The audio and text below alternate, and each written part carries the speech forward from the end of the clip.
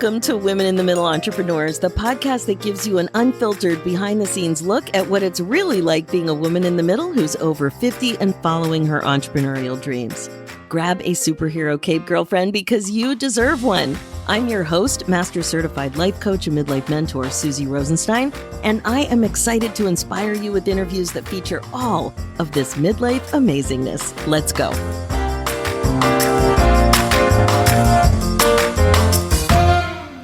Hey there, welcome back to the show. We have another really exciting interview ahead of us about owning a walking and virtual tour company in Paris. Today, you're going to be meeting Karen Reb Rudel, a woman in the middle entrepreneur whose business adventure happened abroad rather than in her birth country of the United States. Welcome to the show, Karen. Thanks so much for joining us today. Hi, Suzy. Thanks for having me. So fun. I was really looking forward to talking to you about this. I think your business is so cool. I know we're going to have a great conversation about your midlife entrepreneur story. We're going to be talking about your business and what's going really well, and also what midlife issues might be getting in your way to some extent and are challenging for you in your life as well as being a business owner. So let's get this ball rolling. How old are you? How long have you been an entrepreneur, and what it is that you do in the world? Well, I am 57 years young, just turned in September, still hard to say. I own a walking tour company in Paris, and I've been doing this now for 20 years. Wow. Yeah. It's pretty Can you amazing. believe it's been 20 years? No, it's actually coming on the actual time when it all started, Thanksgiving. American Thanksgiving. Sorry, Canadians. American Thanksgiving of 2004 is when it speared in my brain. So how And did this all happen? I have a feeling that in grade 9, you did not write a paper about your career aspirations to do this in Paris. Am I right? absolutely. It's so crazy. I'm actually a flute player, 48 years. I'm a singer and I'm an actress. And I really came to Europe. I went to school in Philadelphia and I came to Europe with one of my best friends for a 30th birthday. And it was supposed to be 10 days. And then we changed it to a month. And they said, we're for going to Europe. We may able to make it 2 months. And we did the whole thing. Well, we were schlepping around Europe and I ran out of money. And of course, my bank card got eaten. And I had a couple weeks left, $20 and a flute so I could busk anywhere. I said, well, let's go back to that hostel in Paris and I can work at the train station and yada, yada, yada. The day I came back, I met the guy I started playing in a reggae band with from the Ivory Coast. And I was doing that. And Of course Of that's what you were doing. of course. And I was on tour in the south of France in the summer and the French Alps in the winter, living in a little dream puff. And the puff broke because the car broke down. So we had to move to Paris, and what are you going to do? Right? So I started teaching English and babysitting and working in a youth hostel. Well, cut to 2004, my parents finally got on a plane to come and see me. And my mom and dad and I were on a little train ride in Montmartre, the artist area. And we got to the top and it's the best view of the city. And I didn't really know anything about, the history of Paris. And I said, look, Mommy, there's the Eiffel Tower. And she looked at me and she said, oh, you'd make a fabulous tour guide. And I was like, okay. I mean, I know it's a crazy story. And every time I say it, it sounds crazy. I'm like, that's exactly what happened. But in that story, you glossed over something. Like you were just, you went from you kind of slid into playing the flute. So that was a survival tactic. So how amazing that you had a skill like that. But when did you make the decision to stay? Well, it, when the guy I played with started paying me money and I felt like a professional musician. And I was like, I came with my flute. This was 1998. I had printed out stacks of different studios I could go to and see if I had a website. In 1998, I had a website. So wait a second, you came with your flute, so you were kind of curious about being a musician on your trip? No, I figured I could busk on the street and find some open jams to play because that's what I do. I mean, I was playing in bands in Philadelphia for 10 years. So I figured, I take my flute everywhere. It doesn't ever go, it's always with me. So I figured, we'll have fun. We'll tour around Europe. We'll jam, and my friend was always with me in Philadelphia when I was doing that anyways. And, it got us free drinks. It got us dinners, it always gets us something, and a great time. And I get to jam. But you're going from vacation to life change. Yeah. Well, I told my parents that I wanted to extend the trip for 2 months. And they said, why? And I said, well, I met a Jewish guy. Well, I had met one, but that wasn't why I was staying. But that got my ticket extension. And those 2 months, my parents kind of realized, I don't think you're coming back. And they just kind of on their own broke the lease with my landlord and had my friends pack up all my stuff and said, go ahead, just start over. And I Wow, said, so there was okay. they didn't really push back. No, no, my mother was stopping people in the grocery store. My daughter lives in Paris. I mean, it was, I'm the youngest of 5.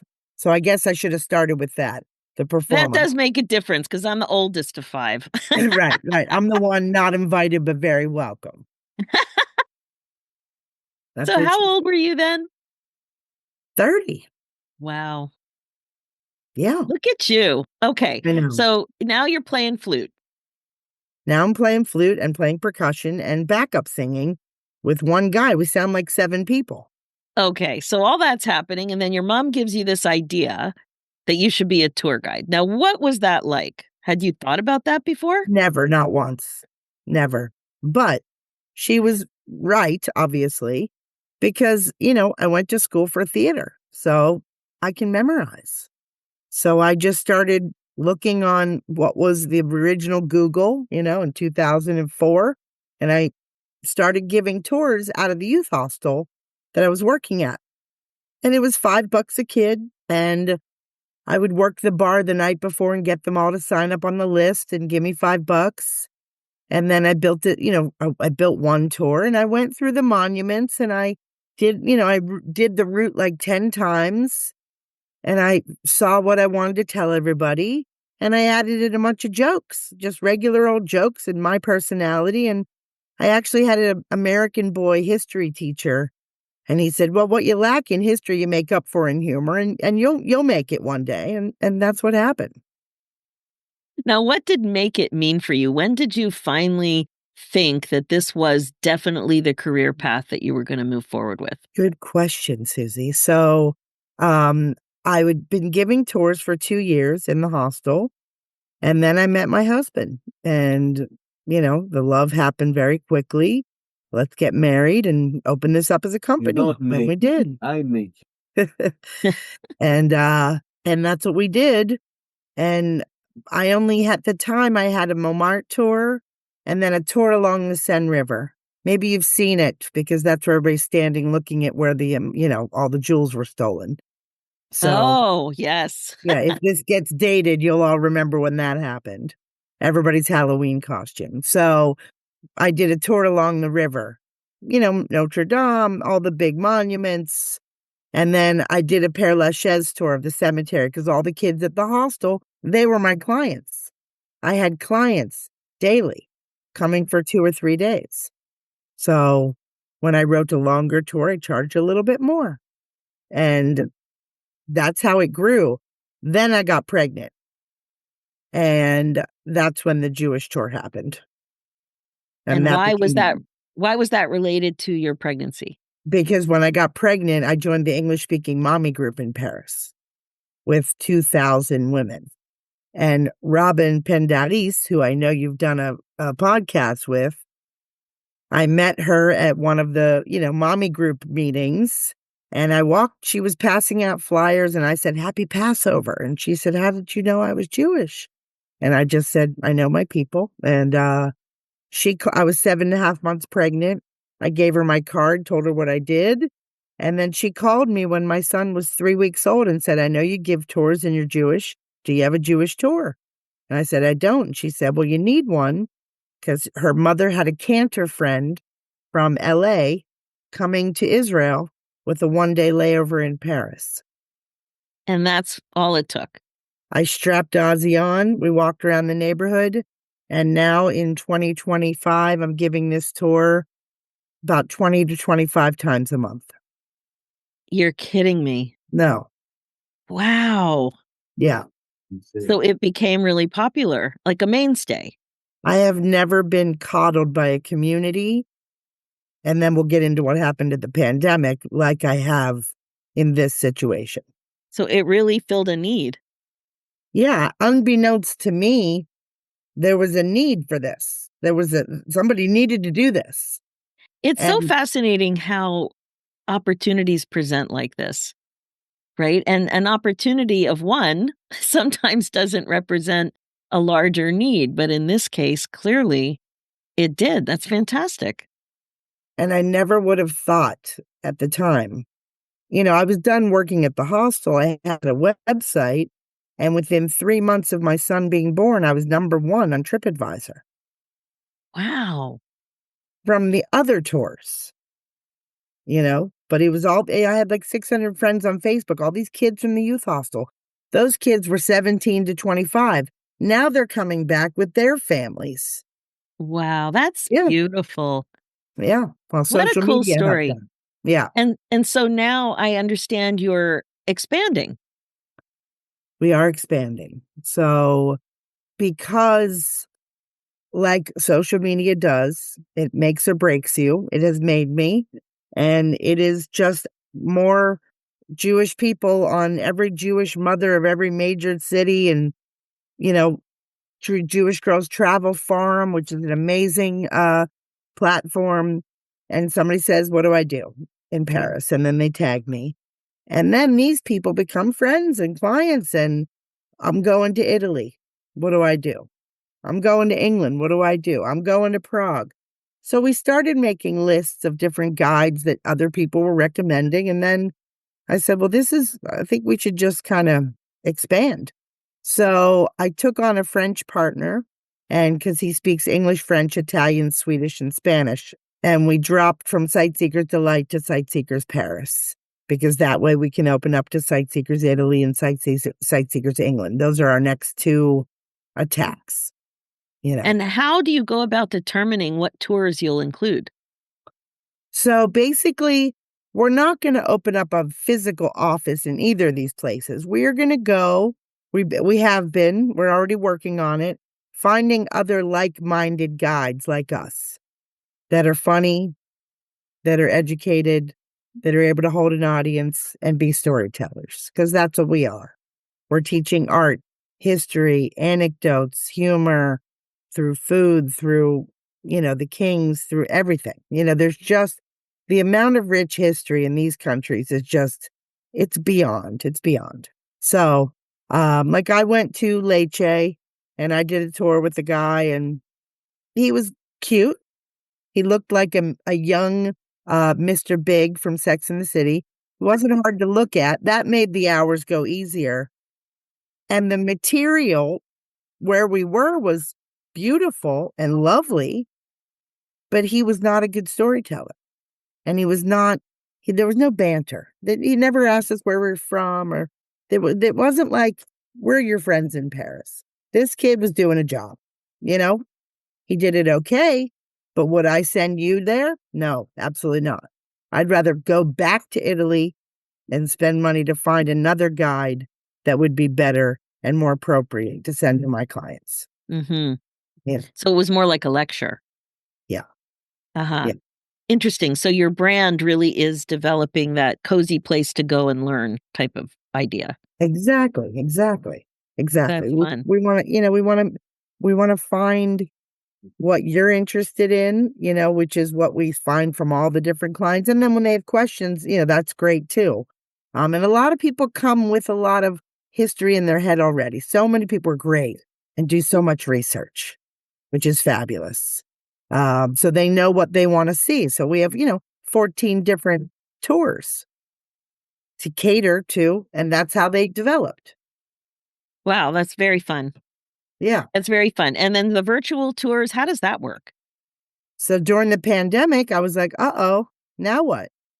And that just put us in a whole other horrible situation. So basically, a friend of mine had a little revelation. I think you should give virtual tours. I said, can I do them from my iPad? She said, no. She bought me a new computer, which we're talking on now. And she sat with me for 6 to 8 hours a day and taught me how to do something called PowerPoint. And then I put on my Facebook page, I'm doing virtual tours. Anybody want in? And it started out like, okay, everybody pay 20 euros and you all get the link, how it was in the beginning. And then I started to get synagogues and sisterhoods and hadassahs and uh, Boca Raton Country Club, everybody looking for programming. And it just became this thing where now I have about 14, if not more, tours virtual. We have more virtual tour programming because when you're not on the ground physically, you can spend lots of time looking up pictures and still do a tour. My guide, Stephanie, just built this D-Day landing tour. And it's mind-blowing because it's just photos. But I mean, the research she's done and the stories she's telling, you didn't think you needed to know how many packs of gum were schlepped over from Canada and America until you hear a statistic like that. Like, it's mind-blowing facts and stories and just what these people had to do, everything about it. Wow. So they're not just Jewish tours. They're not just No, virtual tours. They're no. not just walking tours. So, like this D-Day, it's a very interesting idea for a tour. It's through Canada, the Cummings Center. They've been doing all of our tours and they've done them all. And they were like, you need some more. And Stephanie said, well, I can do a D-Day. And she put this thing together and I watched it for the first time, and I was mouth dropped. Unbelievable how a tour like that can make you understand something that you never really were. Everybody talks about the D-Day, you see the movies, you know, but to see a movie and have it more in a education form and not just all the fluff around the movie part. Right. The movie's based on one guy and his story. This more is like, how did the Canadians come? Which beach did they end up at? What happened when they got there? How did they infiltrate? It's stuff that the maps and the charts really help you really understand what ended up saving how many more Jews that would have died. You know what I mean? As it is, it's a horrible subject, yet intriguing that it all happened. And, we have to learn from it. Yeah.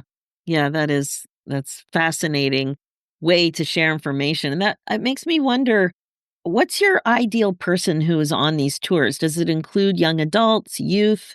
Is it mostly women, men? Is it mostly older people? Every single thing you just said. Families, mother-daughter trips, a lot of girl trips, a lot of husband and wife romantic birthdays, anniversaries, retirees, cruise ship popping over to Paris for a couple days before the river cruise. That's a big thing.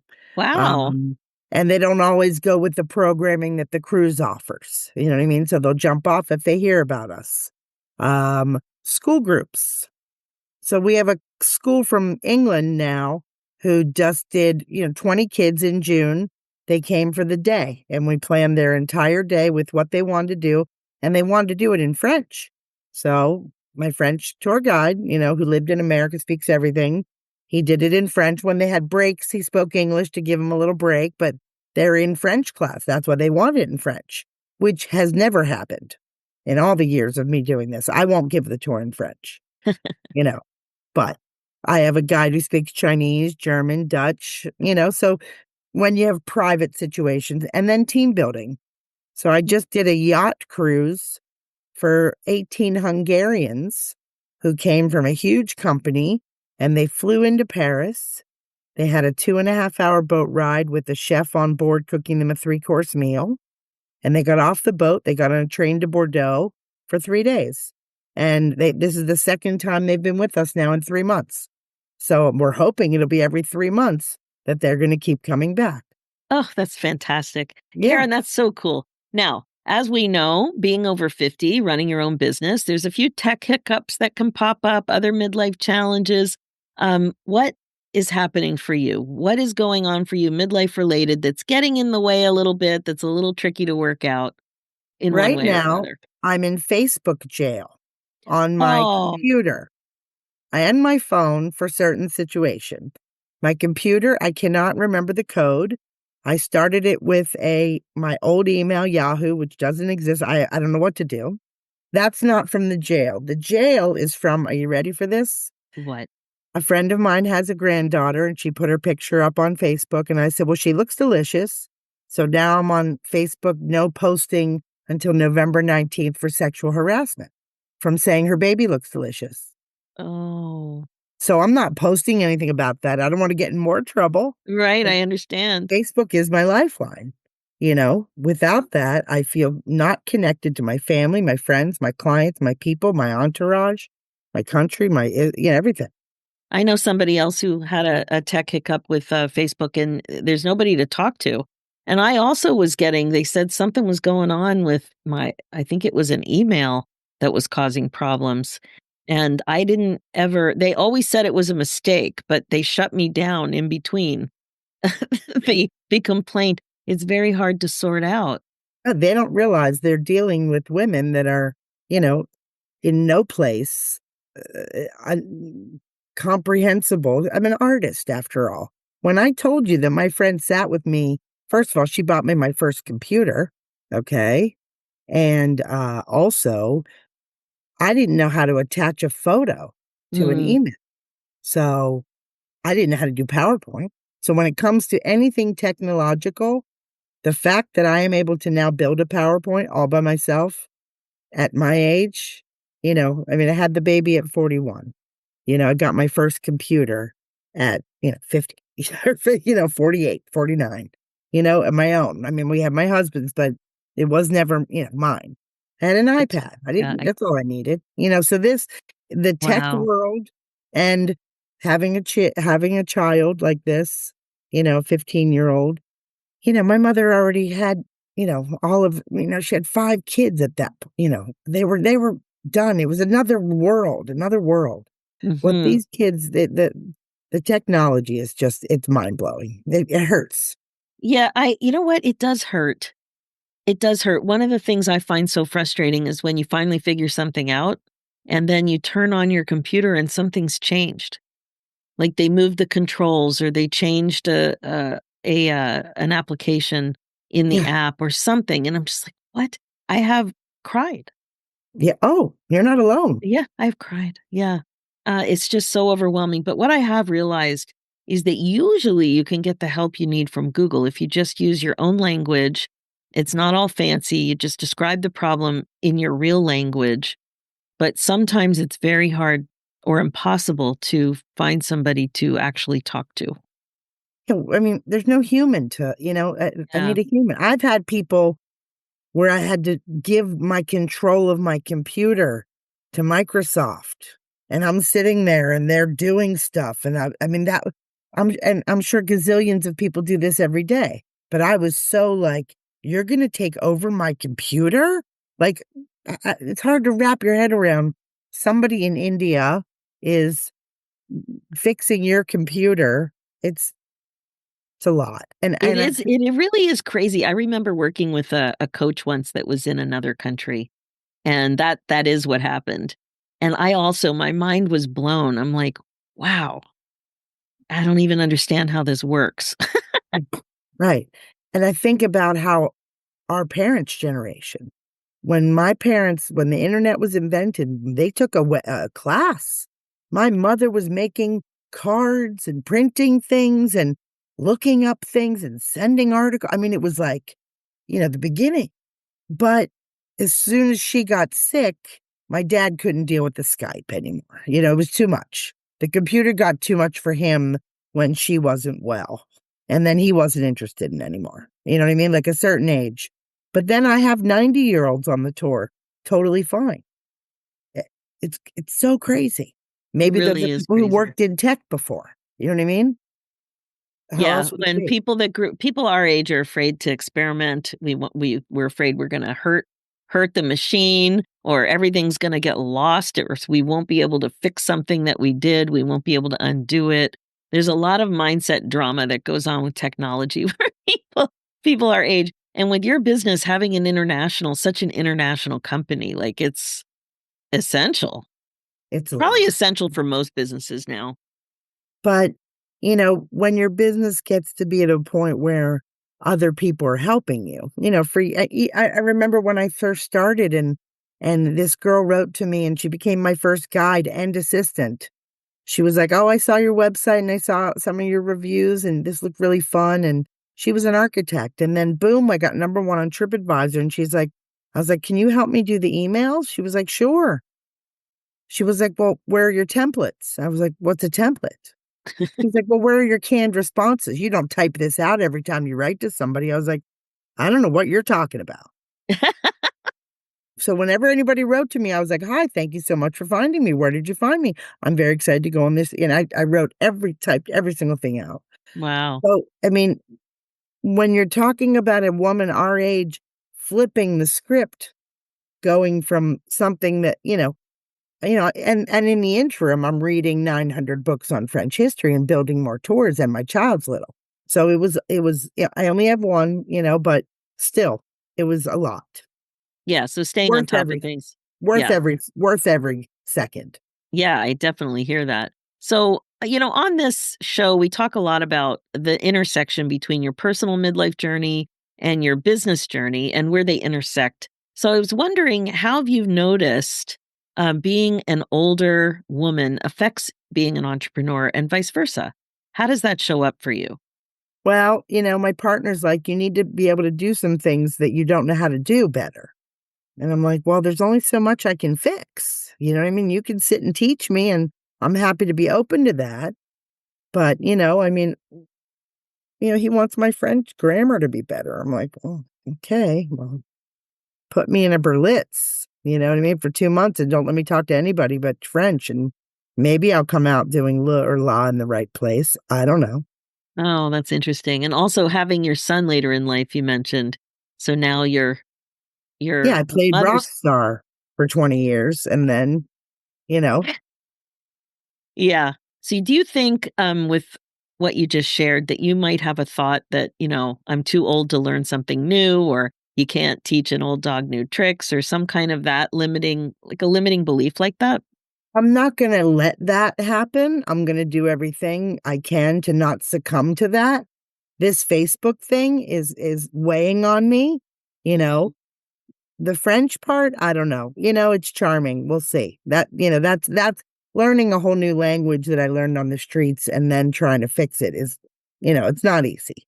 Um, when it comes to a lot of the systems and the processes and, because we worked with Natalie because she's amazing. And, when I reopened with my partner, not my husband. I have the regular French husband and then the work French husband.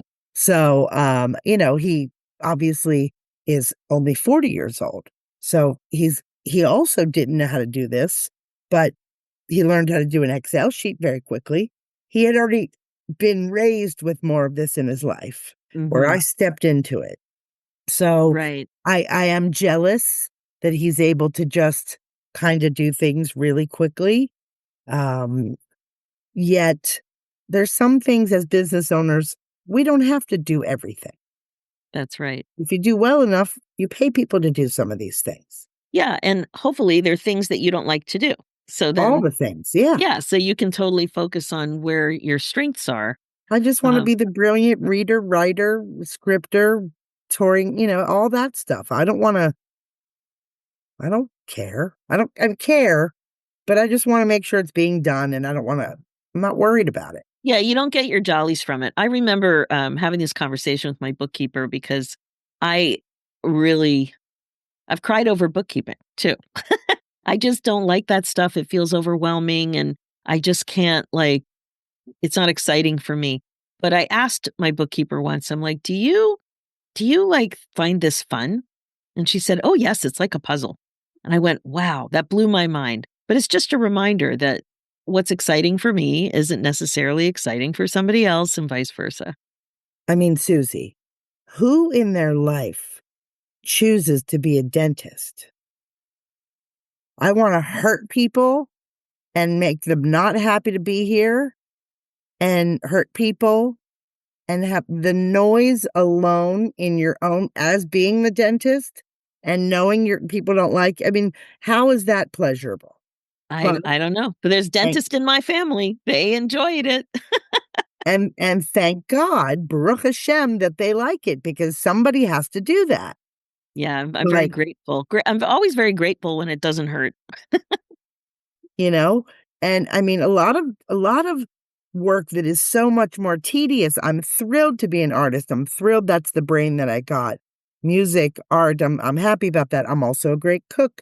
If it comes to I had to work in a store, I have. But I've been an entrepreneur since I was 4, you know? I was like, "Can I sell lemonade ice cubes outside on the street?" My mother said, "Sure." And she made the lemonade. We put it in the freezer. I made 100% profit. She didn't even make me pay her back, and I was like, "Well, this is for me," you know? So that wasn't a hard transition. I was always been a seller, a hustler. And I think as musicians, artists, that you have to. Yes. You have Yeah. to be. Interesting. Okay. So what do you want next in your business? You talked about expanding. So is that the main focus? What's coming next? Yes, we're just finishing up our article for the UK National Geographic Travelers Collection. Comes out in Wow. January, and we have a whole page. They found us. We paid for it, but, they found us because of our niche Jewish tour, and the top 10 things to do in London, number 8 is go to Paris for the day. So, there's a whole English world in the UK that we're not touching because I've just been the Jewish community's just helping, but they're not filling up the tours, so we need all the tours to be full.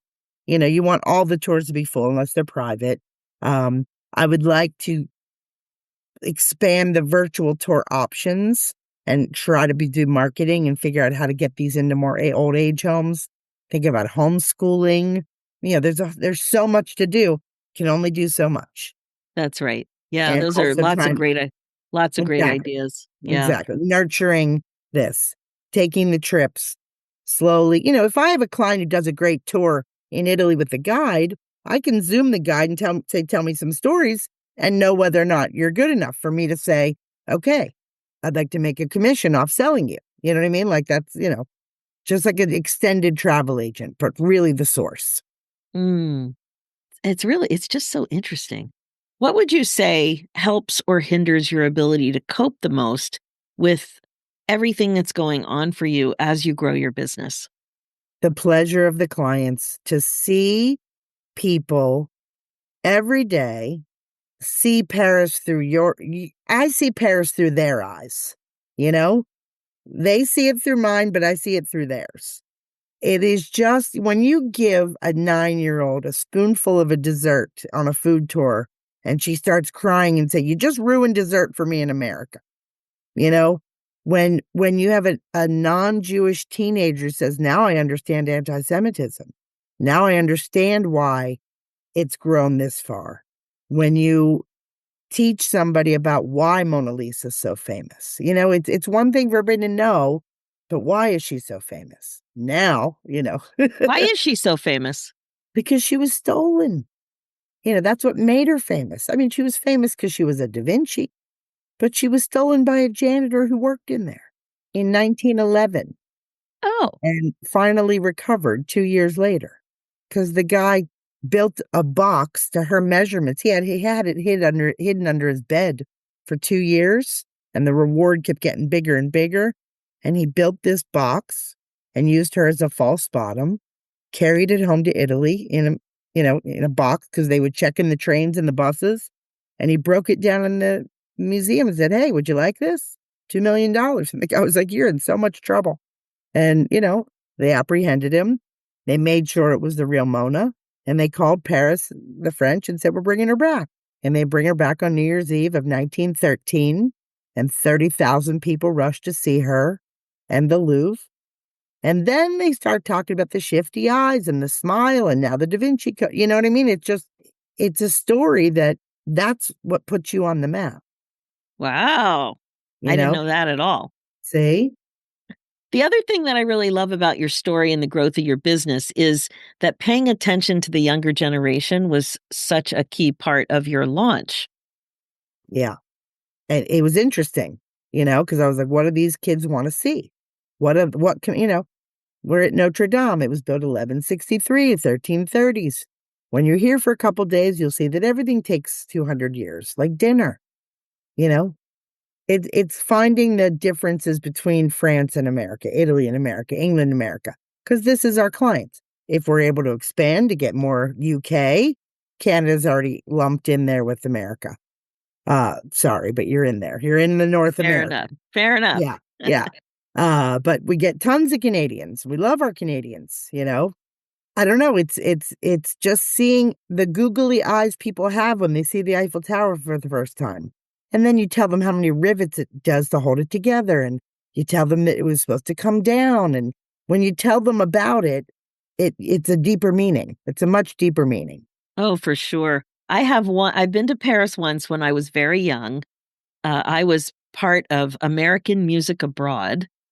I don't know if you've heard of that. It was the tri-state area. Right? Um, it was Pennsylvania, New Jersey, and Delaware, if I remember correctly, and this was 1980.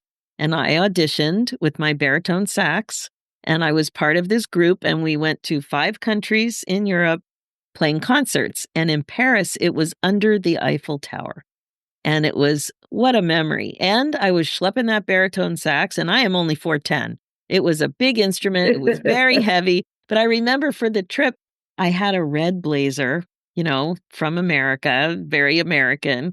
And it was a lovely, lovely experience to have. And that was really, I haven't really been in Europe since then, not so much. Nothing extensive. Well, Yeah. this is why and I get a lot of people like us. I get people who come every year. I get I've had people just a couple weeks ago, 85, first time. And thank God they're able to still travel, you Yeah. know? A lot of people, you have kids, family, life is expensive. Why leave? America has everything. But America doesn't really have everything, when it comes to history. You know, if an archaeologist finds it's like, oh, an Indian fossil or a dinosaur. You know what I mean? There's just not much in between. Where here, Paris is 2,500 years old. You can find a gladiator arena and a Starbucks. That the intrigue of how much we've influenced France is also a little shocking for some. But there's also all the great restaurants, all the museums. I have flight attendant friends that just took me out to lunch yesterday. They come every year. They've done every tour. So now they just go to these little museums they've never gone to or a special exhibit and always the list of restaurants and just walking around Paris, shopping. I mean, it's just away from home. Yeah. Flight That's attendants, really they fly fun. free. So, that's a good thing for them. Well, you have a super fun business. It really does stand out to me though that it started with youth and these $5 tours and really figuring out the youth in a hostel and how it's just almost automatic clients Yep. coming because of the turnover in hostels. It's a really interesting little business model you happened into there and you Yeah. saw an opportunity. But then I went away, I was charging like nothing. You know what I mean? Yeah. Now that same Montmartre tour is 55 euros, because I'm not looking for that anymore. Now Right. there's a million companies doing free tours for those kids and good for them. You know what I mean? But there's levels of different kind of tours that you can do. If you're going to go on a free tour and tip whatever, you're getting what you pay for. You might get a great guide, but you're going to be with 30 people. Mhm. Ours are 6 to 8 for museum and food tours, no more than 14 for the others, unless it's a group private tour. 14 people is a nice group, and we'd Mhm. rarely get to that. That'd be great if that happened, but, you know, Christmas, we always have back-to-back Jewish tours, and they're usually over full, and everybody's okay with it, and I pass out fortune cookies at the beginning, get everybody in a good mood. That's great. you know? How can people best get in touch with you and book a tour? Well, they can go to our website, sightseekersparis.com.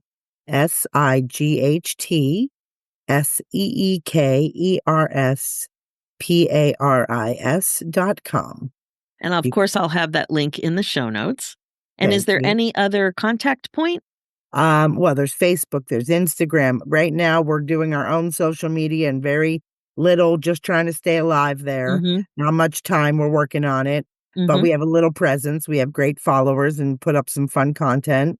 Is your link the Sightseekers same? Paris. Yes, Right. See, Sightseekers Paris. Yeah. got it. And feel free Amazing. to send anybody our way or come visit. I have a lot of people watch the virtuals and then get a wild hair and get themselves off their butts and come here. So, Well, that's the thing is it can start now, you yeah, know? yeah. Yeah, it's so good. Karen, this was really interesting. I haven't had any other guests, I think, talk about anything like this. So this was Aw, really fun. Your story's really interesting. And I really appreciate you taking the time from your day and sharing this really fun entrepreneurial journey. Very unique. thank thank you. I'm so happy. It was really fun, and, our group is a great group, and we all need to connect more often to hear more about each other, to deep dive. Thank you so much Yes. for having me. Oh, you're so welcome. You're talking about the networking group that we met Yes, in. our Yeah. our global yes. Yeah, very good. Yeah, it really is. And no, I really appreciate meeting you and having you on the show. Thank you. Yeah, shout out to the Global Jewish Women Entrepreneur Network. Absolutely. Thank you so much. All right, that's it for now. If you're listening and loving what you hear, please like and subscribe. Reviews are great too and much appreciated. And if you're a woman in the middle who's 50 or over and an entrepreneur, we'd also like you to come on the show. So please go to www.midlifeinterviews.com and fill out an application. We would really enjoy having you on to share your story. Thanks so much for listening. It's never too late for you to put yourself on your agenda. I'm Suzy Rosenstein, and I'll talk to you again soon. Now, real quick before we say goodbye, if you are connecting with the show and are finally ready to make some changes to regret-proof your life, I want to invite you to apply for the Women in the Middle Academy. It's my transformational midlife group coaching program to help you get clear about what's getting in your way so you can get on with the good stuff. Head over to www.womeninthemiddleacademy.com. Talk soon.